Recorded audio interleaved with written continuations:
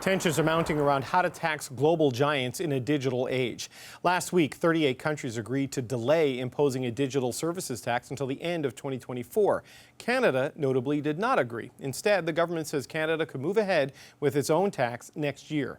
This has garnered a reaction south of the border, where the U.S. Chamber of Commerce said they are disappointed in the decision, saying, quote, imposing a DST would not only be discriminatory, but also contravene Canada's obligations under both the Canada-U.S.-Mexico Agreement and the World Trade Organization.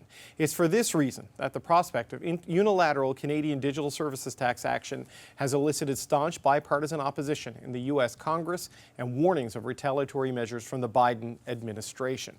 And on this side of the border, one of Canada's top business groups is urging Finance Minister Chrystia Freeland to delay the implementation. President of the Business Council of Canada, Goly Hyder, joins me now. Goly, welcome back to the show. Good to be with you, David.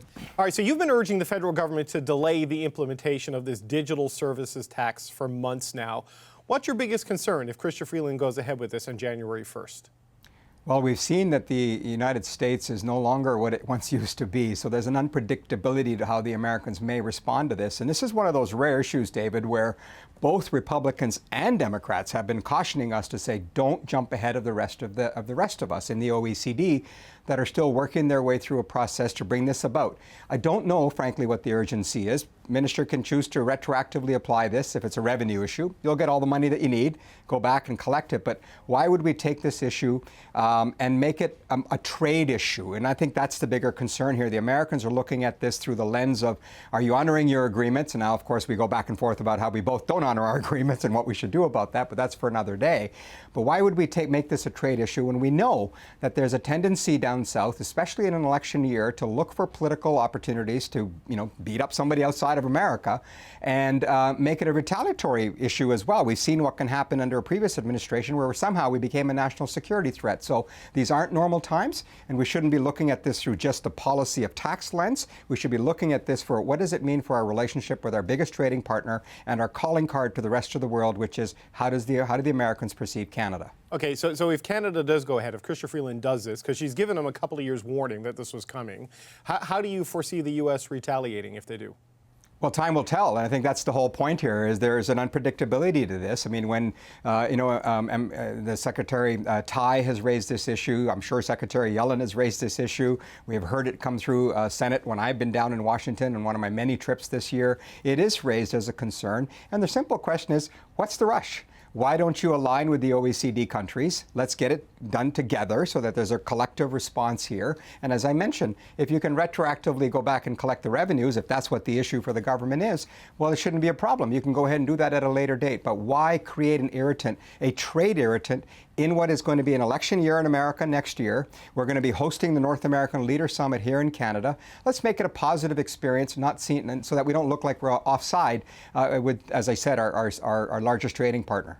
Right. So being out of sync with the OECD, it seems to me less of a thorny issue than being in sync with the U.S. election cycle, the presidential cycle. I mean, is that your biggest concern, that this becomes something that gets hyper-politicized in a hyper-political environment? Yeah, there's no question that is the bigger issue here. We've already seen how that can happen and how quickly it can happen. And that wasn't an issue where just one side, in that case, the President Trump's administration, had a beef with us. But here we've got both sides saying, Democrats and Republicans, which is really rare, David. You and your viewers know that. So to find something that the Americans have aligned themselves on and saying to Canada, look, don't do this. There's a better way to do this. Work with us. Let's do it collectively. Let's go through the OECD process, and we can find a way to address the issues that are on the table. So to me, it's not a tax issue as much as it's a trade issue, but it's also a strategic issue for our country. Do we really want to set ourselves up to being a punching bag for any candidate in the U.S. election that's going to go on for months and months and months before it's finally decided in November of next year? Why would we put ourselves in that place when we don't need to? But Goly, there always seems to be a reason not to tax these digital companies, right? Like, they're the biggest companies in the world, and they can put their thumb on the scale in so many ways. And and even dealing with it now in the journalism sector and in the cultural sectors.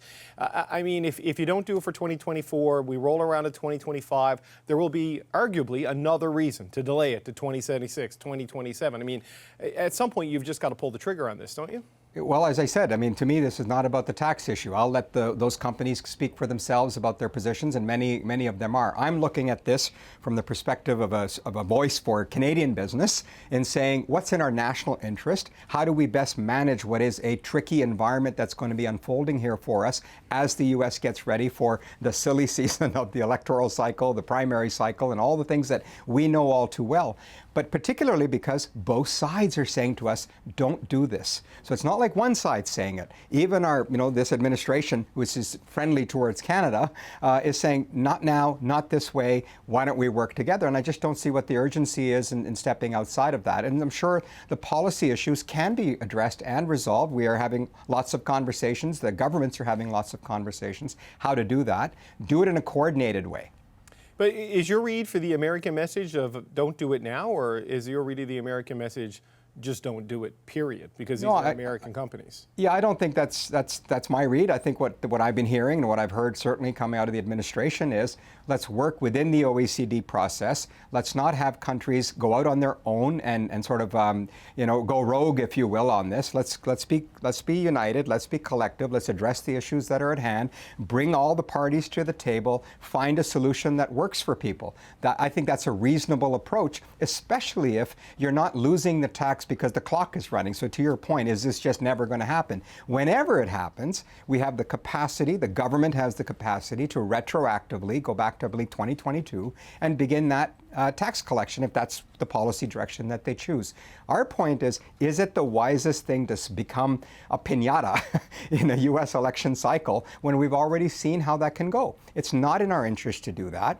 Let's cooperate. Let's work together. Americans have showed us they've done that. Take the C-18. I think Ambassador Cohen had said, look, we didn't intervene. We chose this as one of those issues where we didn't need to intervene.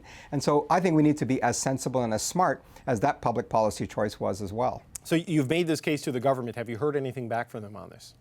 No. I mean, in fairness, the minister is in Mumbai, I believe, at the G20 meeting. So I believe her staff has tried to reach out to us. As I said, we're looking at this not from the perspective of a financial tax issue.